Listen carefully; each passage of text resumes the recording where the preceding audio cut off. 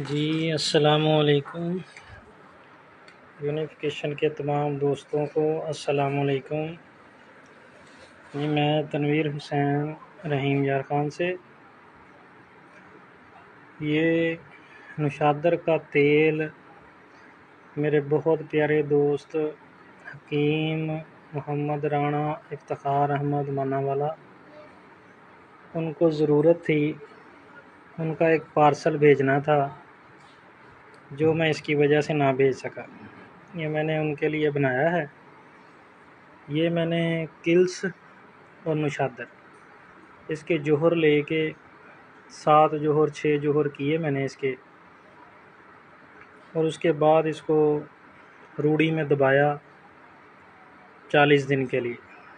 उसके बाद इसको निकाल के अब इसका मैं जो ऑयल निकला है उसको मैं मुकत्तर कर रहा हूँ।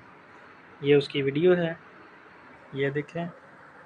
ठीक है, ये इस तरह का निकला था, लेकिन इसको मैंने अब ये फ़िल्टर कर रहा हूँ।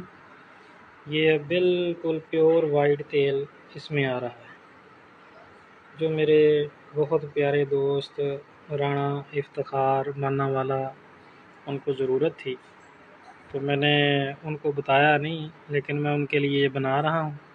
इंशाल्लाह आज उनको एक पार्सल भेजना है, तो उसके साथ ही ये भी उनको गिफ्ट करना है। तो अगर किसी दोस्त ने बनाना हो तो वो रब्ता कर सकता है, उसको इसका मुकम्मल तरीका बता देंगे। वालेकुम सलाम।